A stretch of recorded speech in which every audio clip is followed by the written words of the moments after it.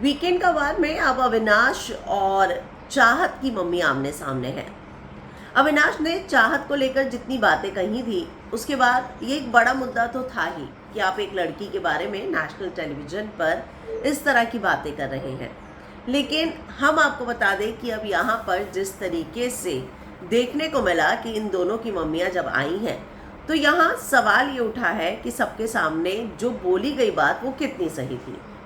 अब अविनाश की मम्मी का ये तर्क है कि सभी के सामने बुलाकर उसने बातें बोली, इसको मजाक में लिया जाना चाहिए था। और जैसे ही अब चाहत की मम्मी ने ये बात सुनी तो जाहिर सी बात है उनकी बेटी के बारे में क्या कुछ नहीं कहा गया।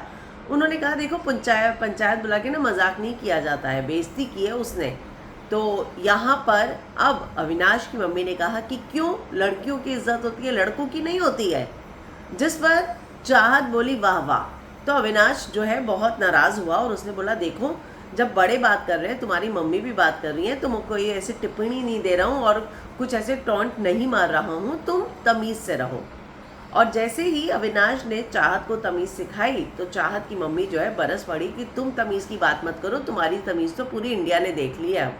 तो यहाँ अब अविनाश और चाहत के मम्मी पापा जो हैं, मम्मी जो हैं दोनों की, वो आए हैं शो में और बातें करते हुए और इन लोगों से, बच्चों से बात करते हुए नजर आए हैं। जाहिर सी बात है कि ये मामला तब बढ़ गया जब अविनाश ने कहा कि मुझे कन्फेशन करना है और उसने सभी पूरे घर को बुलाया और चाहत के बारे में जो बातें कही कि 2 साल से उसका मुझ पर क्रश है, वो चाहती है, पसंद करती है मुझे, लेकिन यहाँ पर जो है मैंने आज तक उसे कॉफ़ी के लिए नहीं पूछा है, वो मेरे गीले बदन को देखना चाहती है इसलिए मेरे पे पानी डाल रही है। तो ऐसी बहुत ही बिलो द बेल्ट जाकर बातें उसने कही।